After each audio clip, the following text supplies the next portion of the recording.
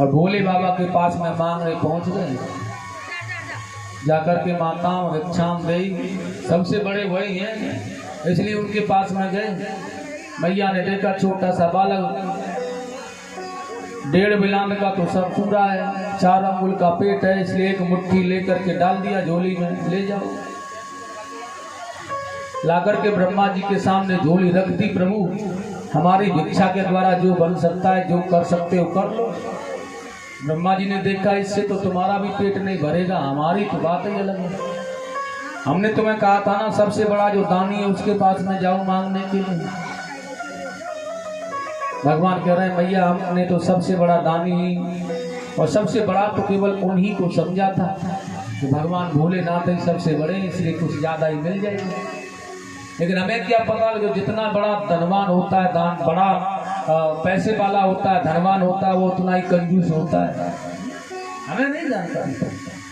लेकिन ब्रह्मा जी इशारा कर रहे हैं प्रभु ये पहेलियां मत हो जाओ, और जिस कार्य को करने के लिए तुम आए हो ना वही करो, और सीधा राजा बलि के यज्ञ में जाओ, वह है नानी, उसके पास जाओ। और आज बड़े सुंदर भाव में देखिएगा, आज वामन भगवान बड़े प्यार बड़े आनंद से जा रहे हैं।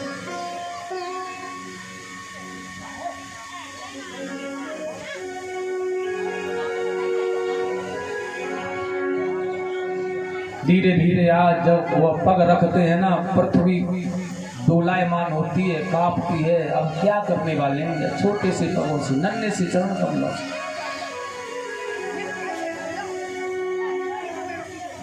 और बड़े आनंद में होकर के भगवान नर्मदा नदी के किनारे पर यज्ञ कर रहे राजा बलि के यज्ञ में पहुंच गए।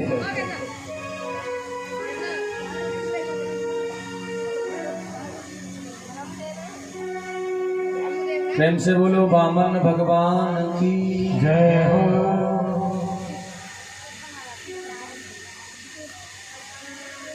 हमारे घर आए हैं भगवान,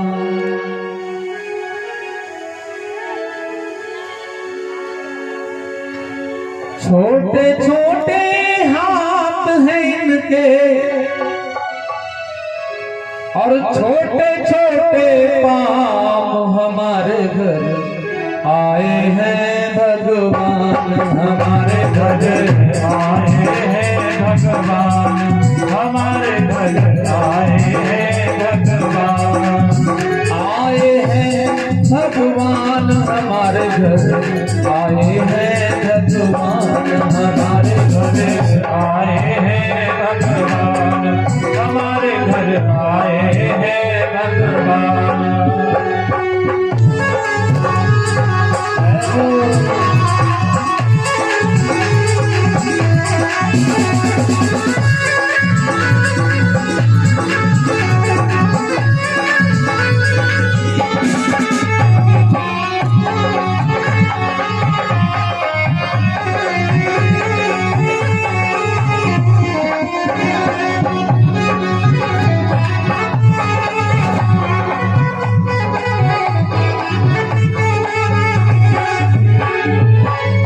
एक हाथ चिमटाते तीनों, एक हाथ चिमटाते तीनों, एक हाथ चिमटाते तीनों, एक हाथ चिमटाते तीनों, जो कहनो सो कह तीनों, जो कहनो सो कह तीनों, जो कहनो सो कह तीनों,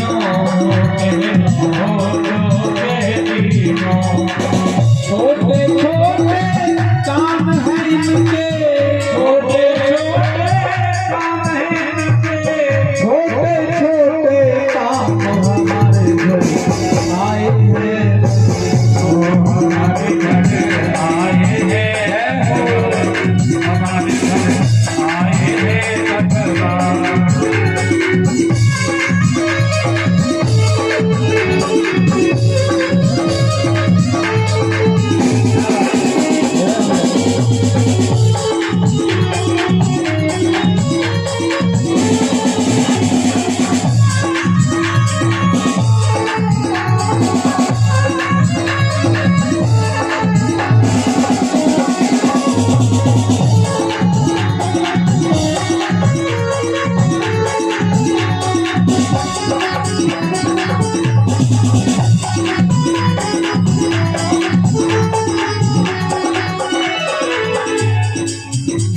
झोली एक झोली है लाली लाला, एक झोली है लाली लाला, लाला को बनाए दियो ब्रह्मचारी, लाला को बनाए दियो ब्रह्मचारी, बनुआ बनाए दियो ब्रह्मचारी, बनुआ को बनाए दियो ब्रह्मचारी, लाला को बनाए दियो बाबा जी, लाला को बनाए दियो बाबा जी। हर छोटी छोटी आँख है इनकी, छोटी छोटी आँख है इनकी, छोटे छोटे बाप हमारे घर आए हैं भगवान, हमारे घर आए हैं भगवान, आए हैं भगवान।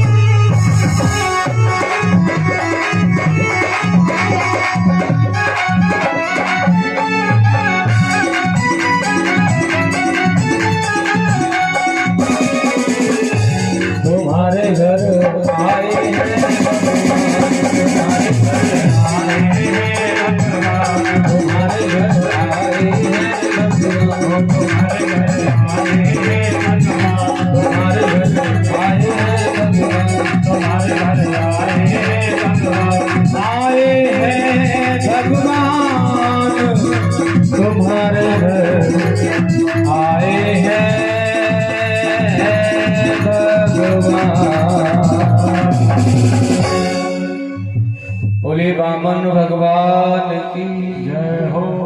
जय जय श्री राधे श्याम।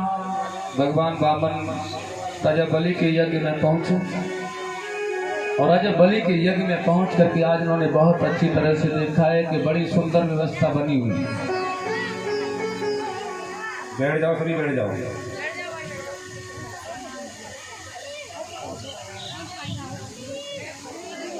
बहुत अच्छी व्यवस्था है, बड़ा अच्छे ढंग से कार्यकलाप चल रहा है। राजा बलि धर्मात्मा है,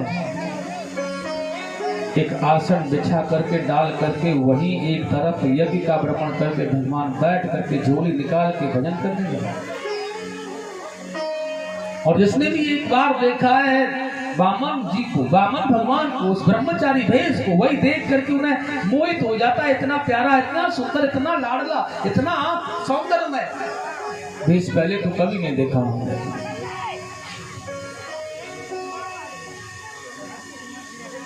भजन कर रहे हैं आज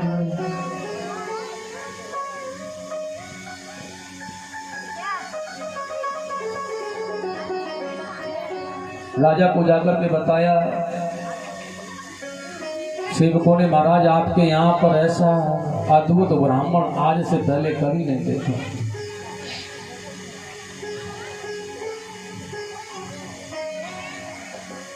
आप चलकर के दर्शन करो उसका,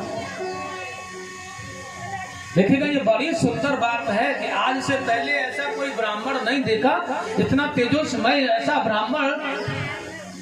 राजा बलि लालायित होकर के उनका दर्शन करने के लिए दौड़े।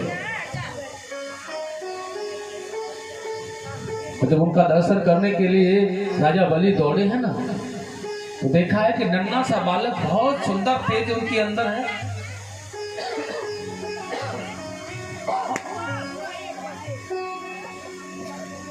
बहुत सुंदर प्रकाश उनके अंदर है। आंखें बंद करके माला का जाप कर रहे हैं। राजा बलि ने घुटने डाल करके उनके चरणों में वंदन किया और प्रणाम किया है। राजा बलि को अपने पास में आया हुआ जान करके भगवान वामन ने बहुत सुंदर गाया है। माला को पूर्ण किया और माला पूर्ण करने के बाद में एक साथ में बड़े आनंद से आंखें खोल करके राजा बलि को देखा और राजा बलि को निहार करके वही बात कह रहे हैं जो उन्हें कहना है। और एकदम से भगवान ने कहना प्रारंभ किया, हो राजा बलि आप ही है ना। राजा बलि के मन में यह भाव जागृत हो गया, आज से पहले कभी मैं इनसे नहीं मिला और ये मुझे जानते हैं, मेरा नाम लेकर के कह रहे हैं कि राजा बलि आप ही हैं।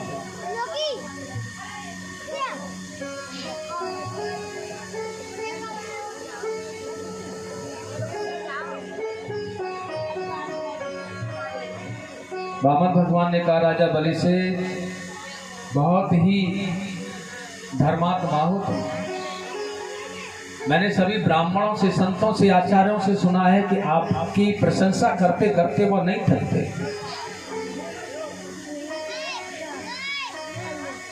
प्रशंसनीय हो इसलिए प्रशंसा होती है। यज्ञ, दान, तर्पण, सभी का ख्याल ये रखना, सभी जिम्मेदारियों को, सबकी बस की बात नहीं है। कहीं ना कहीं कोई ना कोई गलती सबसे होती है, लेकिन यहाँ कोई गलती नहीं है। बिल्कुल हम तुम्हारे इस भाव से, तुम्हारे इस यज्ञ से राजा बलि बहुत प्रसन्न है। लेकिन अब हमें जाने की अनुमति दो, जाने की आज्ञा दो, हम जाना चाहते हैं। राजा बलि ने कहा आप जाना चाहते चले जाओ, लेकिन आप कुछ दक्षिणा हमसे ले लो और फिर चले जाना। भगवान ने कहा भैया हम ये दक्षिणा नहीं लेंगे। क्यों? क्योंकि हम ब्रह्मचारी हैं, हमें दक्षिणा की कोई आवश्यकता नहीं। हम केवल भजन करने के लिए आए हैं, हमें केवल भजन करते हैं और कुछ नहीं चाहते। राजा बलि ने कहा हमारे यज्ञ में पधारे हुए ब्राह्मण देवता अगर दक्षिणा लेकर के नहीं जाएंगे तो यज्ञ का कोई फल नहीं मिलेगा, यज्ञ निष्फल हो जाएगा। इसलिए आपको दक्षिणा तो लेनी पड़ेगी। राजा बलि ने जब ऐसा कहा तो वामन भगवान बहुत अच्छी तरह से समझा रहा, भैया हम ये दक्षिणा लेने का काम ही नहीं करते, हम दक्षिणा देते ही नहीं है, तो फिर क्यों पीछे पड़े हो? हम जानते हैं कि तुम्हारा भाव हमारे प्रति बहुत है। हाँ, हम जानते हैं कि तुम धर्मात्मा हो, हम तुम्हें नहीं, हम जानते हैं तुम्हारे पिता विरोचन को, वो भी बड़े धर्मात्मा थे।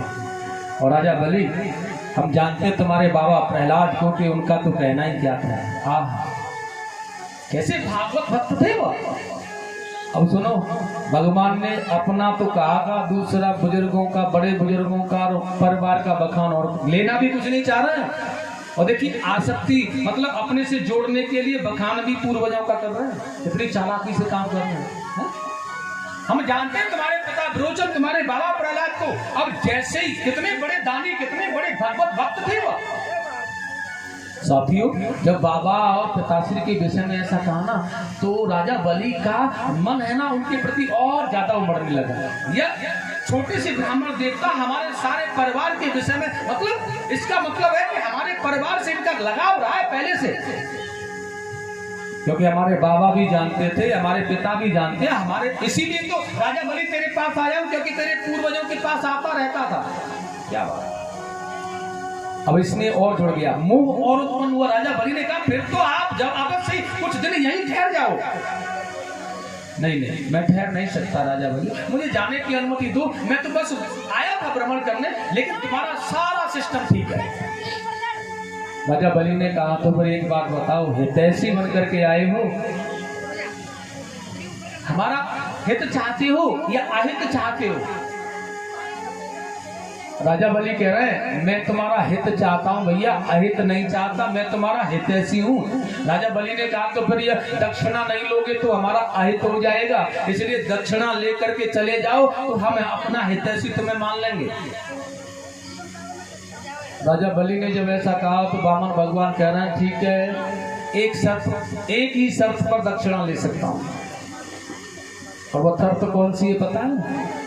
बहुत सुंदर कहा है, तुम्हारा शासन है ना यह सारे जमाने में है, तुम एक छत्रपति सम्राट हो दुनिया के, इसलिए देना भी चाहते हो ना, तो एक ऐसा काम कर लेते, तुम देना चाहते हो, मैं लेना नहीं चाहता, तुम देने वाले हो, मैं लेने वाला नहीं हूं, इसलिए एक काम कर लेते हैं, तुम्हारा भी काम चल जाए, मेरा भी काम चल जाए। मैं ब्रह्मचारी हूँ, दक्षिणा तो नहीं लूंगा, लेकिन मेरे पास में रहने के लिए अपने लिए कोई जगह नहीं है, इसलिए मैं जहाँ बैठ करके भजन करूं वह जगह मेरी अपनी हो जाए, इसलिए 3 पग भूमि अपने पैरों से नापूंगा, यह मुझे दान देना चाहते हो तो दे दो।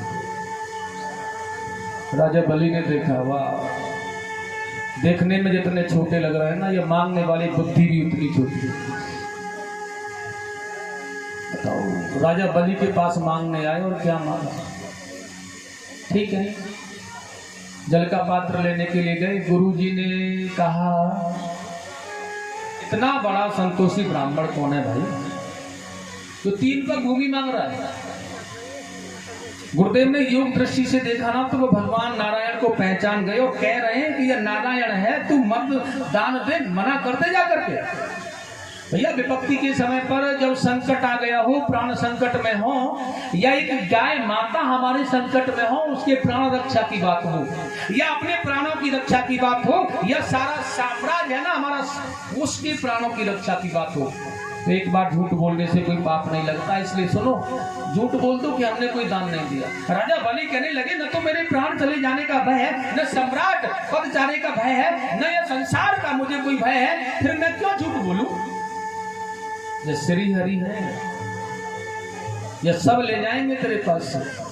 राजा बलि बड़े कृपालु हैं, बड़े आनंद से कह रहे हैं, ये आज मेरे ऊपर कृपा करके मुझसे मांगने आए हैं और मैंने मना कर दिया, और फिर सुदर्शन चक्र लेकर के मेरे ऊपर भागेंगे और मेरे ऊपर प्रहार करेंगे तो आप भी नहीं बचा सकते, मरना तो फिर भी है। इसलिए मैं, और कितने बड़े दयालु हैं, या मैंने बहुत कृपालु दयालु मानता हूं कि आज मेरे पास आए हैं, ये साक्षात मेरे पास मांगने के लिए।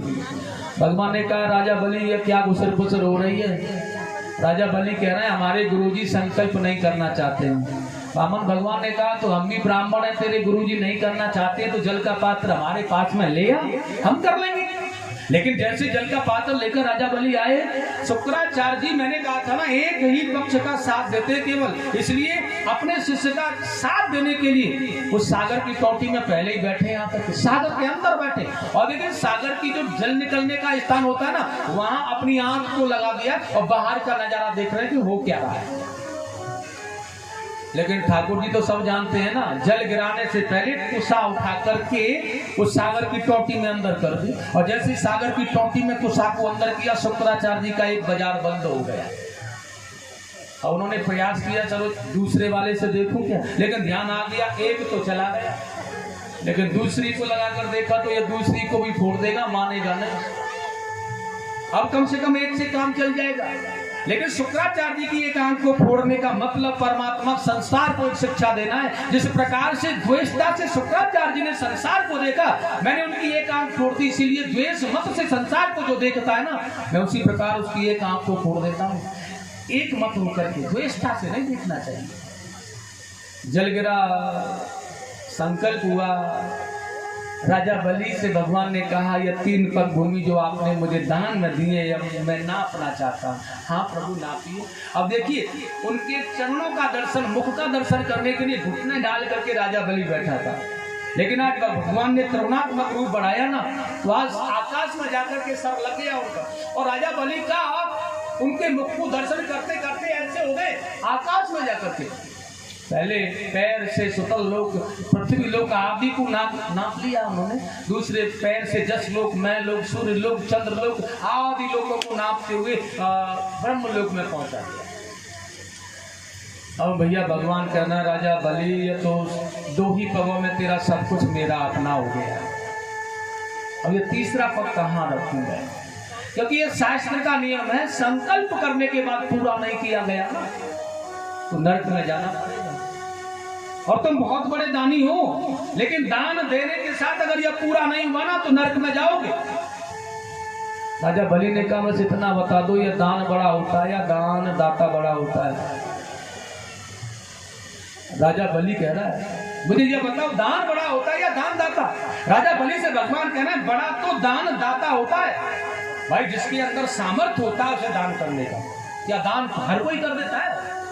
दान करने का सामर्थ्य किसी के अंदर होता है, वो बड़ा होता है, दान से भी बड़ा होता है। इसलिए राजा बलि कह रहा है अभी तो आपने मेरे दान को नापा है भगवान, यह दान दाता बाकी है अभी, इसलिए तीसरा पग मेरे सर पर रख दो, मुझे बंधन में अपना बना लो, लेकिन यह मेरा संकल्प पूरा कर दो। भगवान ने वैसा ही किया। राजा बलि के सर पर पैर रखा, उसे बांध करके डाल दिया। तू बता रहा था कि छोटी बुद्धि है, छोटा मांगने वाले हैं, अब बता तेरा क्या हाल करूं? वार्ता चल रही थी, राजा बलि बंधे हुए पड़े थे कि आकाश मार्ग से प्रहलाद जी उतर करके आ गए और रुद्राक्ष की माला लेकर के प्रहलाद जी ने उनके गले में डाली, राजा बलि के गले में, और जैसे ही जय माला डाली रुद्राक्ष की उनके गले में, सारे बंधन खुल गए।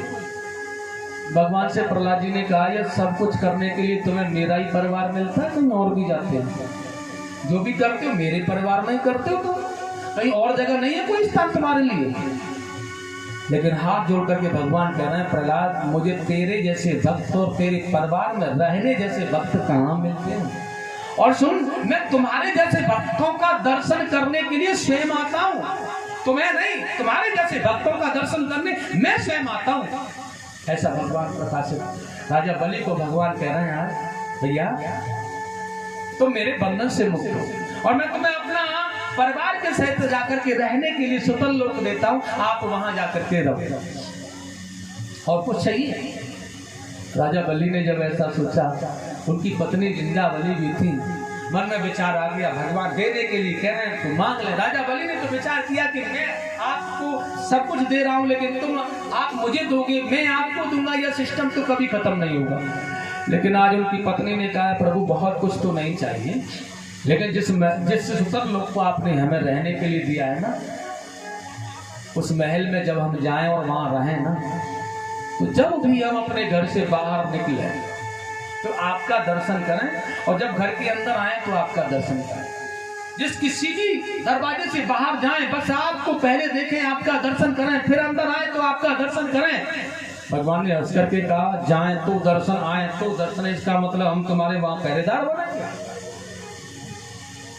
बताओ, ये तो पहरेदारी की चपरासी की नौकरी हो गई ना। ठाकुर जी से राजा बलि कहना वक्त तुम जानो कौन सी नौकरी है, लेकिन हम तो यह चाहते हैं कि आपका दर्शन हो हमें केवल। भगवान ने कहा तथास्तु, ऐसा ही है।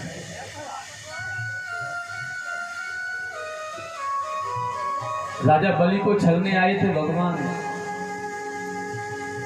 छलिया बन करके, लेकिन विंध्यावली ने छली को, जो छलने वाला है उसी को छल लिया, पहरेदार बना लिया।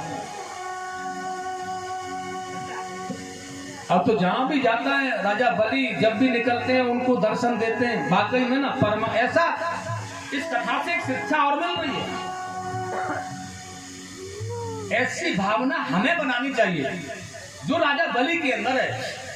हे प्रभु, हम अपने घर से जब जाए ना तो आपका दर्शन हो हमें, और घर के अंदर आए तो आपका दर्शन हो। और सुनो, ये बिल्कुल सत्य मानो, अपने घर से जब कभी भी कहीं के लिए निकलो ना तो 5 नाम परमात्मा के लेकर के जरूर जाओ, 5 बार उन्हें अपने हृदय में बसा करके उनके स्वरूप का चिंतन दर्शन करके उनका गुणगान करके निकलो। जब आओ तो तब भी वही करो, मुख मलिन नहीं होगा, आनंद हमेशा बना रहे। ऐसा थोड़ा सा उपाय करने से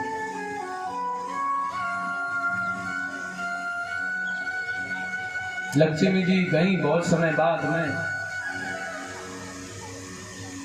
नारद जी ने बताया था कि आपके पति वहां पर रह रहे हैं।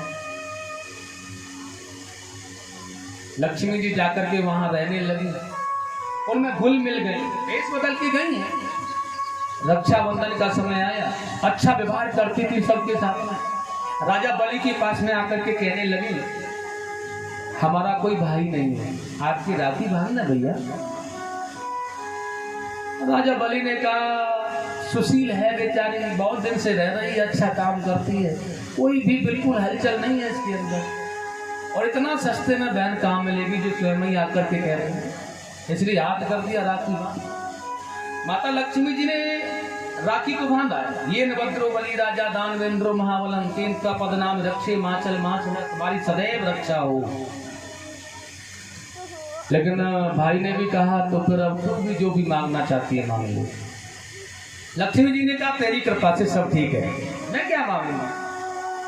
लेकिन राजा बलि को क्या पता ये लक्ष्मी है, लेकिन फिर कह रहे हैं कि जो भी मांगना तेरा मन हो तो मांग ले। लक्ष्मी जी ने कहा मत मना कर देना कि कुछ भी नहीं चाहिए, अब मौका अच्छा मांग लो। उन्होंने कहा वैसे तो तेरी कृपा से सब भैया ठीक ही ठाक है, लेकिन यदि तेरा पहरेदार है ना, बड़ा मेहनती है ना, बहुत समय से देख रही हूँ उसे, और बस तू मुझे देना चाहता है ना तो अपने इस पहरेदार को दे दे। मेरे यहाँ के नौकर थोड़ी गड़बड़ी करने लग गए हैं और ये तेरा पहरेदार चला जाएगा ना, सारा संतुलन बन जाएगा अपने आप। अब बलि भी कम कोई चालाक नहीं है, ज्ञानी है। वह जान गया कि इन्हें मांगने के वाली तो केवल एक ही हो सकती है, और वह लक्ष्मी के अलावा इन्हें मांगने का साहस नहीं कर सकता तू। और जान गए वो बोले कौन है आप। माता लक्ष्मी प्रकट हो गई, अब वचन दे दिया कि देना है, इसलिए ठीक है। बुला लिया आज भगवान को, और राजा बलि हाथ जोड़ के कह रहे प्रभु अपने बंधन से आपको मुक्त करना, बात भी तुम्हारी मर्जी। भगवान ने कहा राजा बलि ठीक है आपने हमें मुक्त किया, लेकिन हम हमेशा तुम्हारे यहाँ रहेंगे, एक स्वरूप के द्वारा हमेशा तुम्हारा कल्याण करेंगे। और लक्ष्मी जी के साथ भगवान अंतर ध्यान हो गए। प्रेम से बोलेंगे लक्ष्मी रमण भगवान की जय हो, गोविंद भगवान की जय हो, जय जय श्री राधे श्याम।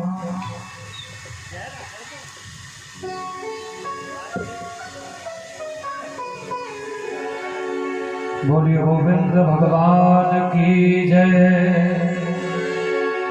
मेरा कोई ना सहारा बिन तेरे, नंदलाल सवरिया मेरे। मेरा कोई न सहारा बिन तेरे, नंदलाल सवरिया मेरे। नंदलाल सवरिया मेरे, ओ नंदलाल सवरिया मेरे। मेरा कोई न सहारा बिन तेरे, नंदलाल सवरिया मेरे।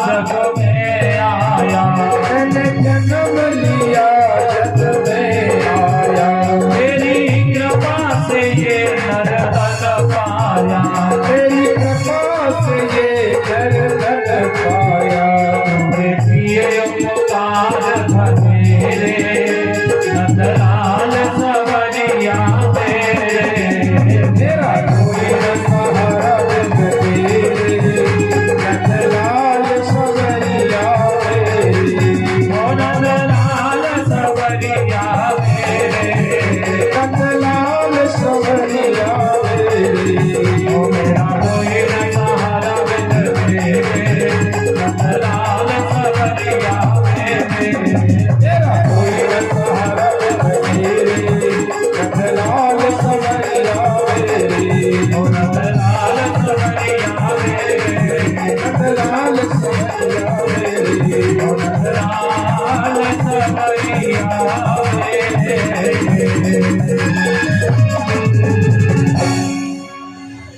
बोलिए बांके बिहारी लाल की जय हो। बोलिए आनंद कंद भगवान की जय हो। बोलना पड़ेगा राधे, थोड़ा सा जोर से बोलना पड़ेगा, एक बार प्यार से बोलो, तो गुस्से में बोल दो। बांके बिहारी लाल की। आगे सुखदेव जी ने बहुत सुंदर कहा है, परीक्षित जी ने प्रश्न किया है, और देखिए उनके प्रश्न पर बहुत सुंदर कह रहा है, ये सूर्य वंश में किनका अवतार, भगवान श्री राम का जो अवतार हुआ है वह किस प्रकार से हुआ है, और आप मुझे वह सूर्य वंश में राजा है ना उनके विषय में तो कुछ चर्चा करने का प्रयास करें। तो देखिए सुखदेव जी ने बड़ा सुंदर कहा राजा परीक्षित को, राजा ये जो सूर्य वंश है ना ये बड़ा पवित्र वंश है, और देखिए इस वंश में नारायण के पुत्र ब्रह्मा हुए हैं, ब्रह्मा के पुत्र मरीच हुए हैं, और मरीच के पुत्र कश्यप हुए हैं, और कश्यप के पुत्र सूर्य हुए हैं। इन्हें वैवस्वत इनके पुत्र हुए हैं सूर्य के, वो वैवस्वत मनु हुए हैं। इनके आधार से मानव जाति की गणना की है, मानव को बनाया गया है। वैसे तो महाराज ये वैवस्वत मनु हैं जिन्होंने एक बार इनकी अंजलि में वह मृत्युशा गया था, भगवान देव ने कृतार्थ किया था, और सृष्टि का पृथ्वी का प्रलय का समय जब आया था मृत्युशा अवतार लेकर। इन्हीं की वंश में बड़ा सुंदर भाव है, अनेक प्रकार के राजा सूर्य वंश में होते हुए आए हैं। इनकी गाथाएं बड़ी विचित्र हैं।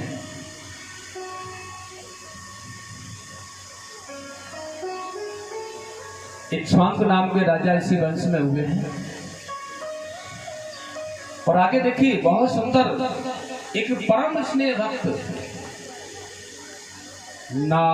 नाभागदम्बरीश महान महाभागवतम कृति नाशप्रदं ब्रह्मसाओपि यम्न प्रतिहत क्वचितः। नाभाग के पुत्र अम्बरीश हुए हैं महाराज, नभग के पुत्र नाभाग और उनके पुत्र अम्बरीश हुए हैं। और मैं आपको अम्बरीश महाराज की गाथा अगर सुनाऊं तो समय का बड़ा अभाव है। ये बड़े पावन और पवित्र राजा हुए अम्बरीश, ये सत्य का अनुसरण करने वाले हुए। देखिए सम्राट होने के बाद भी बिल्कुल भी ये विचलित नहीं होते। इनके राज्य में इनकी सुरक्षा कैसे होगी, क्या होगा, एक सम्राट है और सम्राट होने के साथ में भी जहाँ भी कहीं भागवत कथा होती है, यज्ञ होता है, सत्संग होता है ना, सब छोड़ छाड़ के वहीं चले जाते हैं।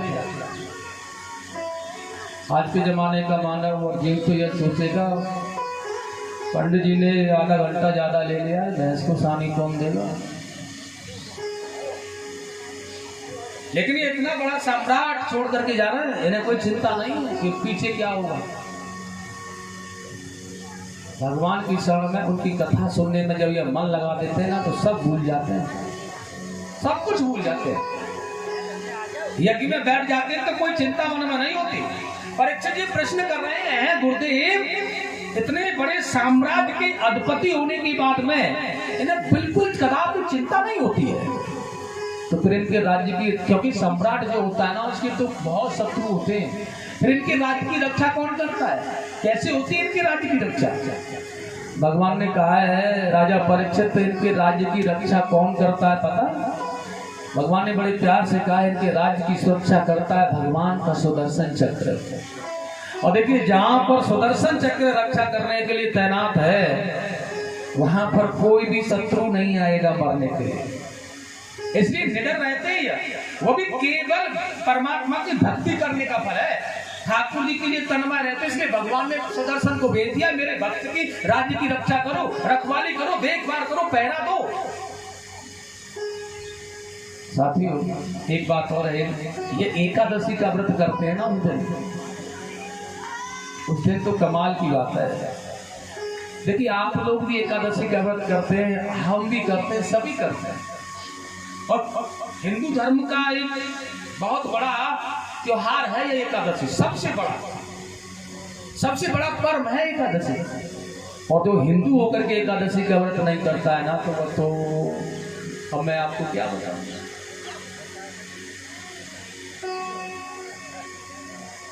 ये बिल्कुल गलत है।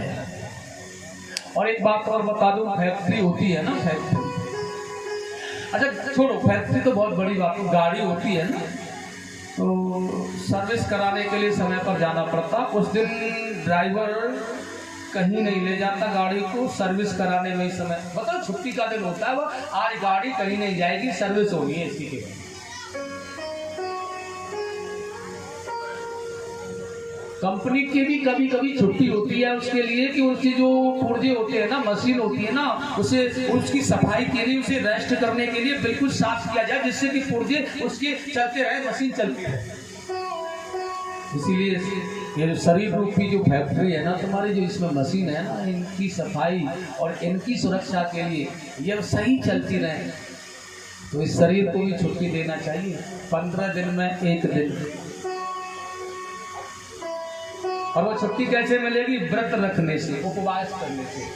और देखिए भाग्यवश 15 दिन के बाद ही एकादशी आती है, महीने में 2 दिन छुट्टी दे दो, और एकादशी भी 15 दिन बाद आती है, और 15 दिन बाद फिर आती है, इसलिए महीने में 2 छुट्टियां की आती है। इसको भी दो, जिससे कि इसका संतुलन बना रहे, इसके पुर्जे अच्छी तरह से काम करते रहे, कोई बीमारी, कोई हलचल, कोई इसके अंदर कचरा न भरे या बीमारियां न उत्पन्न हो, इसके लिए छुट्टी दो इसे, मतलब इसे उपवास दो, रेस्ट दो इसे, ऐसा जरूर करना चाहिए। एकादशी का जब ये व्रत करते हैं ना तो निराहार रहते हैं। आज के जमाने में व्यास जी ने कहा था, सुनो एकादशी का व्रत आज से हम प्रारंभ करेंगे, रात को सोएंगे ना तभी कहेंगे कल एकादशी का व्रत है। बच्चा शहर जाता है, पहले कह देंगे सुन कल एकादशी का व्रत है, प्रबंध हो जाना चाहिए। और सुनो क्या लाना है पिताजी? अरे लाना क्या है? अच्छा सब मावा ले आना, तेरी माँ लड्डू बना देगी खोए के, और कूटू का आटा ले आना, 2-3 किलो केले ले आना, पेठा भी ले आना, बड़ा मजबूत रहता है वह। मतलब पूरे दिन में जब भोजन करता था ना तो केवल 2 रोटियां सुबह और 2 शाम को खाता था। आज व्रत है तो सुबह से शाम तक ना 3 किलो केले खा गया, 1-1.5 किलो पेठा खा गया, और आधा किलो कूटू की मोहड़ी बना करके खा गया, और मारा क्या वो मेवा के जो लड्डू बनाए हैं ना माता जी,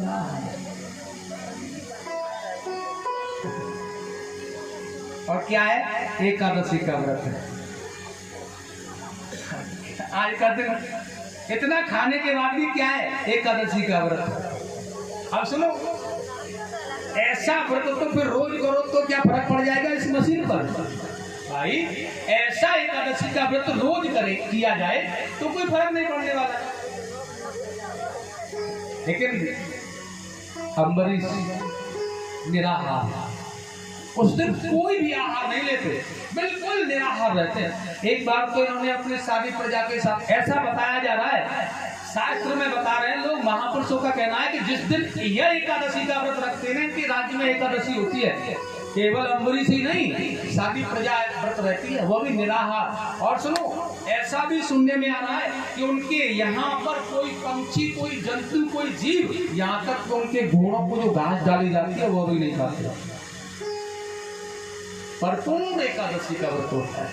एक बार 1 वर्ष का एकादशी का व्रत का अनुष्ठान किया, दूसरे दिन द्वादशी थी, उसी दिन त्रयोदशी भी लगी और यमुना में स्नान करने के बाद आ रहे थे, जल्दी व्रत का पारायण करना है। दुर्वासा ऋषि आ गए, ब्राह्मण देवता है, संत हैं, निमंत्रण दे दिया, आप हमारे यहाँ पधारो। अम्बरीश जी महाराज यहाँ पर इंतजार कर रहे हैं, दुर्वासा ऋषि अभी तक आए नहीं है। ब्राह्मणों ने कहा प्रभु द्वादशी में ही व्रत का पारायण होना चाहिए और कुछ ही पैर में त्रयोदशी लग जाए, कभी कभी ऐसा हो जाता है, फिर व्रत का कोई फल नहीं रहेगा। इसलिए भगवान का प्रसाद लेकर के वह ग्रहण कर रहे थे अम्बरीश जी महाराज। उसी समय दुर्वासा जी ने आकर कहा प्रसाद की तो बात ही छोड़ दे, जल भी ग्रहण नहीं कर सकता तू मेरी आज्ञा के बिना, तू होता कौन है? और वो भी प्रसाद रूपी जल है ना, उन्होंने केवल 1 चुल्लू भर ग्रहण किया था। 1 चुल्लू कितना हो सकता है? अंगूठे को ऐसे आगे करो, ऐसे यहाँ गड्ढा बन गया, इसमें जल रखो और पान करो, प्रसाद रखो या पान करो, जो भी। दुर्वासा ऋषि ने एकदम से क्रोध में आकर जटा को उखाड़ा, पृथ्वी पर डाल दिया। कृत्या नाम की दत्तनी पैदा हुई। भगवान के भक्त अम्बरीश पर झपटी मारने के लिए तुरंत सुदर्शन तैयार थे, तेज गति से आए, जला करके उसे नष्ट कर दिया, मार डाला। और कृत्या को भस्म करने के बाद मैंने सुदर्शन भगवान अम्बरीश की रक्षा के लिए दुर्वासा ऋषि की ओर गए और दुर्वासा जी ने देख लिया कि यह कृत्या को भस्म कर चुका है, मुझे भी मार डालेगा, इसलिए भागना प्रारंभ किया। ब्रह्मलोक में गए, वहां भी शरण नहीं मिली, कैलाश में गए, वहां भी शरण नहीं मिली। और देखिए अम्बरीश वहीं खड़े और ये यहाँ पर भगवान विष्णु के पास में आ गए, वैकुंठ में चरणों में गिर पड़े। भगवान ने उठाया है, प्रभु क्यों अपराध का भागी बना रहे हो मुझे? लेकिन अम्बरीश का अपराध करके दुर्वासा आए हैं आज, वह जान तो रहे लेकिन पूछ रहे हैं। उन्होंने कहा ये तुम्हारा जो सुदर्शन मुझे मारना चाहता, लेकिन क्यों मारना चाहता है, कारण क्या है? उन्होंने बताया अम्बरीश का अपराध मुझसे हो गया है और भगवान ने जैसे सुनाया कि मेरे अनन्य भक्त का अपराध किया है तुमने, तो देखिए हाथ जोड़ दिए प्रभु, मैं तुम्हारी कोई रक्षा नहीं कर सकता। अहम भक्त पराधीनो हाय स्वतंत्र एवं ध्वज। मैं सदैव भक्तों के वश में रहता हूँ, मेरे भक्त जैसे मुझे कहते हैं मैं वैसा कर देता हूँ। मेरे अंदर बल जो है वो भक्तों का दिया हुआ है, मेरे अंदर ऐश्वर्यता है और भक्तों की दी हुई है। जो भी कुछ मैं हूं ना वो सब भक्तों की कृपा से, मैं कुछ नहीं कर सकता हूँ। इसलिए केवल भक्त। और यह दुर्वासा ऋषि कह रहे हैं तो फिर क्या करना है मुझे बताएं। मैंने कहा एक ही केवल एक उपाय तुम्हारे लिए है, अगर तुम अम्बरीश की शरण में चले जाओ और वह तुम्हें क्षमा कर दे तो शायद बच जाओगे। आज लौट करके अम्बरीश के पास में आ गए, चरणों में गिर पड़े हैं दुर्वासा ऋषि। 1 वर्ष पूरा हो गया था, आज के दिन ही गए और आज के दिन वर्ष के बाद लौटे। अम्बरीश वही स्थान पर खड़े मिले हैं जहां खड़े थे। इतनी बड़ी तपस्या उठा लिया, प्रभु ऐसा अपराध, ऐसा जघन्य पाप आप क्यों कर रहे हैं? मैं तो वैसे ही अपराधी बना खड़ा हूं, आप मुझे और अपराध देना चाहते हैं। और दुर्वासा ऋषि ने कह दिया अपराधी कौन है भैया देखा जाएगा, लेकिन तू पहले यह सुदर्शन को रोक दे, मुझे इससे बहुत डर लग रहा है। और जैसे कहा कि सुदर्शन मुझे मारने का प्रयास कर रहा, मैं इससे भयभीत हूं, तुझे रोक दे। आज अम्बरीश भगवान सुदर्शन का बहुत सुंदर हाथ जोड़ करके प्रार्थना कर रहा हूँ। कितनी सुंदर स्तुति की है। सुदर्शन नमस्तुभ्यं सहस्रारायुतं प्रिय सर्वात्रं घातनं विप्राय स्वस्तं भूयाय एदस्यते। अगर आपको किसी की मृत्यु को प्राप्त करके ही शांत होना है ना, तो फिर मेरी मृत्यु कीजिए, आप मेरे ऊपर घात कीजिए और मुझे मार डालिए और अपने क्रोध को शांत कर लीजिए भगवान। लेकिन मैं आपको इनका वध नहीं करने दूंगा, ये मेरी शरण में है। इसलिए मैं आपसे अनुरोध करता हूं कि अब आप अपने क्रोध को शांत कर दें। देखिए अम्बरीश जब सामने खड़े हैं ना, दुर्वासा ऋषि पीछे, अम्बरीश सामने है। आज भगवान का वह सुदर्शन उनको देख करके शांत होता हुआ चला गया और रुक गया और विलीन हो गया। दुर्वासा ऋषि ने देखा है, उन्हें भोजन कराया, उन्हें बहुत अच्छी तरह से चरणों में लिया, पान किया है, उनके चरणों में नतमस्तक किया, एक संत का बहुत सुंदर सत्कार किया। लेकिन दुर्वासा ऋषि देख रहे हैं कि आज मैंने भगवान के भक्तों को पहचाना है कि वह कैसे होते हैं सर, क्योंकि मैंने तुम्हारा जघन्य अपराध किया, तुम्हें मारने की चेष्टा की, तुम्हें बिल्कुल नष्ट करना चाहा, लेकिन फिर भी तुमने मुझे बचाया, मेरा उपकार किया और मेरी सेवा की। ऐसे होते हैं भगवान के भक्त। प्रेम से बोलेंगे राधे। ऐसे ही परम भक्त हुए हैं सूर्यवंश में महाराज, बहुत प्रतापी और बहुत सरल राजा सूर्यवंश में हुए हैं। इनकी एक एक गाथा को गाया जाए तो 7-7 दिन लगे, और एक से एक बड़ा चक्रवर्ती सम्राट हुआ है। देखिए अपने जीवन को उन्होंने सत्य पर लगाया है, अपने जीवन को, अपनी मातृभूमि को, अपनी प्रजा की सुरक्षा के लिए बहुत त्याग किया है इन लोगों ने। और देखिए इसी वंश में इसी प्रकार के अनेक राजा हुए।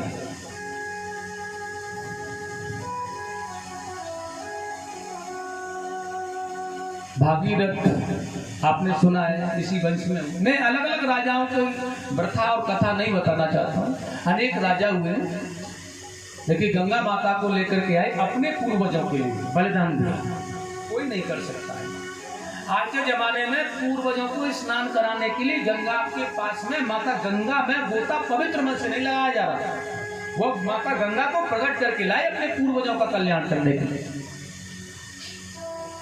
ऐसे महान राजा इस वंश में हरिश्चंद्र भी हुए, उन्होंने सत्य के लिए अपने आप को बेच डाला, अपने पुत्र को, अपनी रानी को, लेकिन सत्य को नहीं छोड़ा।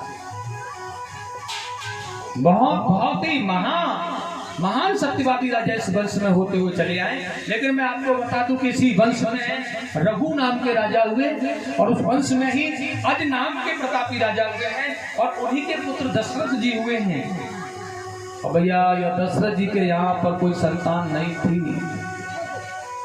तो एक बार ये गुरुजी के पास में गए और गुरुदेव के पास में जाकर के इन्होंने एक बात कही, मुझे ये बताओ कि रघुकुल और यह सूर्यवंश को बढ़ाने वाला कोई और राजा है, या यह सूर्यवंश का अंतिम राजा यह दशरथ ही है?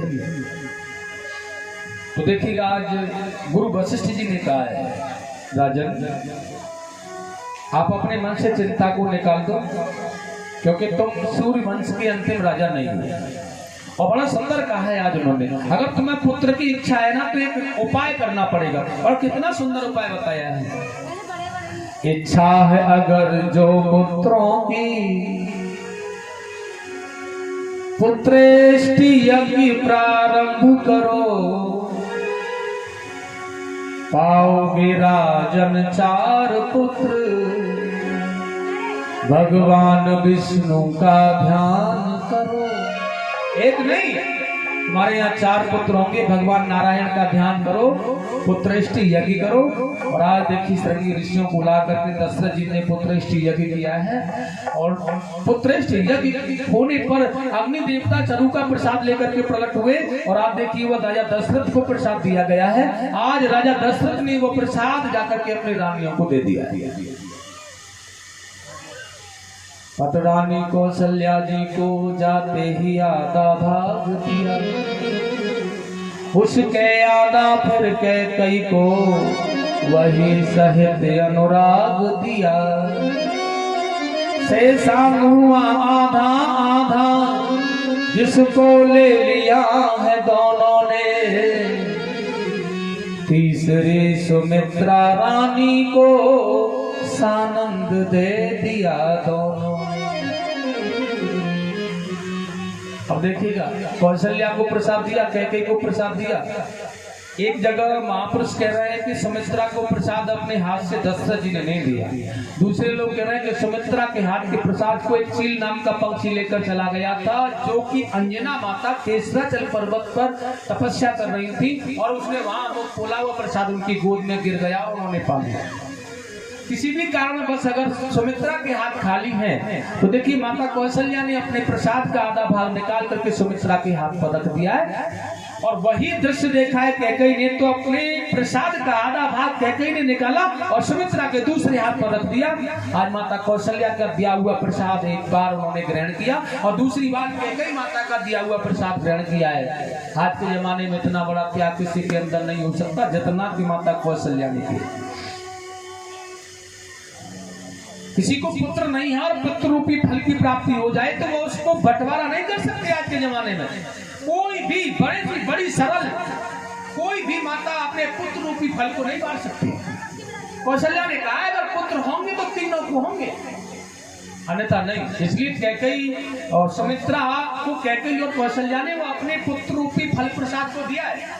एक बात और भी है यहाँ पर, देखिए बलिदान और त्याग और पुरुषार्थ और सरलता और सत्यता माता पिता के अंदर होती है तो पुत्रों के अंदर भी आती है। इसे कोई रोक नहीं सकता,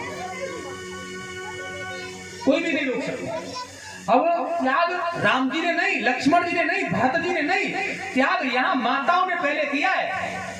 अब कौशल्या माता ने कैकेयी ने त्याग किया, सुमित्रा जी ने भी बहुत बड़ा त्याग किया है। उन्होंने कहा है बहनों तुमने मुझे अपने अंश रूपी फल प्राप्त के प्रसाद को ग्रहण कराया है। अगर 2 बार प्रसाद खाने से अगर मेरे 2 पुत्र हो गए ना तो मैं एक पुत्र को तेरे पुत्र की सेवा में लगा दूंगी और एक पुत्र को तेरे पुत्र की सेवा में लगा दूंगी। इतना बड़ा त्याग माता सुमित्रा का है और वाकई में वही हुआ है। एक पुत्र उनका राम जी की शरण में रहा तो एक पुत्र उनका भरत जी की शरण में रहा। दोनों पुत्रों के लिए ऐसा बलिदान किसी ने नहीं किया। यह माताओं का बलिदान था कि आज पुत्रों में स्नेह भरा रहा, पुत्रों में प्रेम रहा, भाई के प्रति भाई का स्नेह रहा। अयोध्या जैसे साम्राज्य को दोनों भाइयों ने फुटबॉल बना दिया था महाराज, टुकड़ा दिया। जब प्रसाद मिल गया तो समय आया उनके यहाँ पर 4 पुत्र हुए दशरथ जी के। देखिएगा सुखदेव जी महाराज ने राजा परीक्षित को कहा है, राजन ये राम जी की प्रसंग की जो कथा है ना ये आपने संतों से कई बार सुन रखी है, कई बार इसकी चर्चा हुई है, लेकिन फिर भी मैं तुम्हें सूक्ष्म में कथा को सुनाऊंगा क्योंकि यह श्रीमद् भागवत सप्ताह, यह भागवत विषय है। श्री रामचरित्र का वर्णन बहुत सूक्ष्म में सुखदेव जी कह रहे हैं, इसलिए मैं आपको सूक्ष्म में भगवान श्री राम के चरित्र को कहना चाहता हूँ। बड़े प्रेम से आनंद से आप श्रवण करें। 4 पुत्र दशरथ जी के हुए, उनके नाम रखे गए वशिष्ठ जी के द्वारा। जो आनंद सिंध सुख राशि सी करते त्रिलोक सुपासी, सो सुख धाम राम अस नामा, अखिल लोक दायक विश्राम। विश्व भरण पोषण कर जोई ताकर नाम भरत जाके सुमिरन तेरे पुनासा, नाम शत्रुघ्न वेद प्रकाश। लक्षण धाम राम प्रिय सकल जगत आधार, गुरु वशिष्ठ ते ही राखा लक्ष्मण नाम उदार। चारों भाइयों का नामकरण और नामकरण होने के बाद शुक्ल के चंद्रमा की भांति बढ़ने लगे।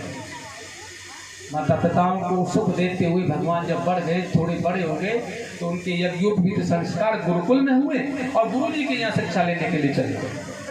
समय बदला, गुरु जी के यहाँ कुछ समय में ही उन्होंने परिपूर्ण शिक्षा को गुरु जी की सेवा करते हुए हर प्रकार से ग्रहण कर लिया और शिक्षा ग्रहण करने के बाद में आज वह लौट करके अपने नगर में आ गए तो माता पिता ने बड़ा स्नेह किया, बहुत आनंद। उसके बाद में विश्वामित्र जी दशरथ जी के यहाँ पर पधारे और राम लक्ष्मण को लेकर के चले।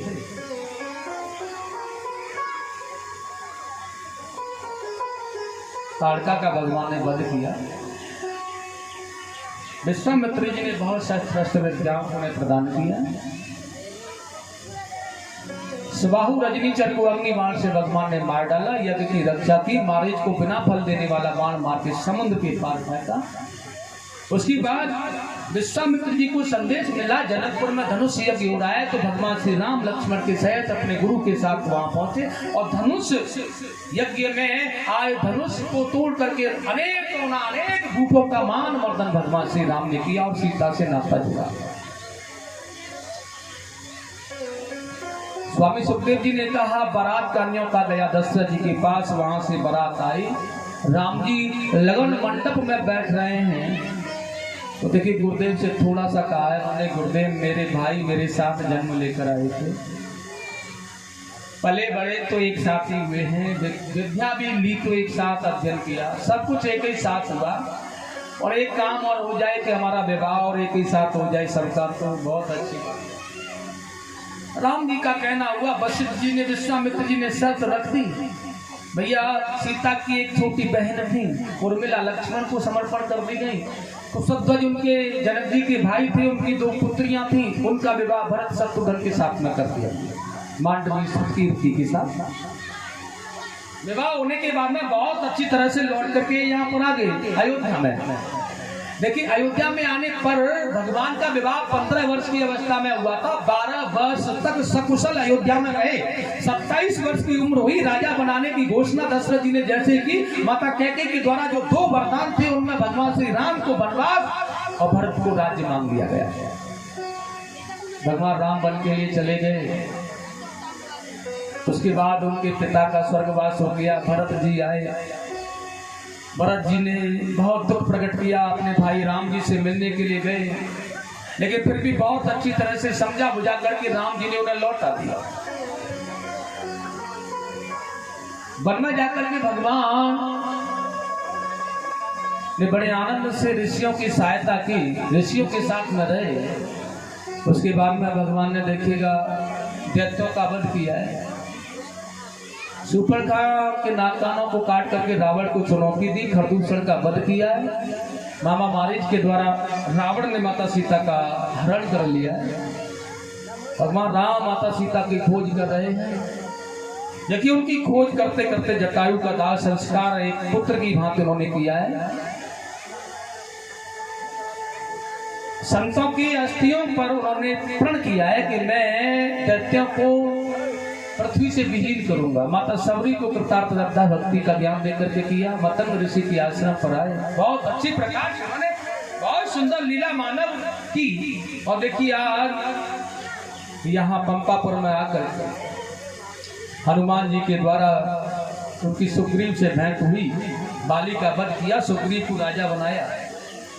उसके बाद वानरों का युद्ध निकला, माता सीता की खोज की, हनुमान जी ने समुद्र को लांगा और माता सीता की खोज करके लंका दहन किया, लंका को जला दिया, रावण को बहुत बड़ी चुनौती दी और लौट करके आ गए। भगवान श्री राम ने यहाँ समुद्र पर आकर के समुद्र की अर्चना पूजन किया और उसके बाद में सेतु का निर्माण किया, लंका में प्रवेश किया, अंगद को शांति दूत बना करके भेजा गया। किसी भी प्रकार से जब रावण नहीं माना तो भगवान श्री राम और रावण का युद्ध प्रारंभ हो गया। और देखिए विजय श्री भगवान श्री राम को मिली और आज विभीषण को राजा बना दिया गया, रावण मारा गया, उसके सारे साथी मारे गए। माता सीता की अग्नि परीक्षा करते हुए भगवान पुष्पक विमान में बिठा करके भरत जी से आकर के मिले और 14 वर्ष बाद आज पुनः भगवान श्री राम को राजा बनाया गया।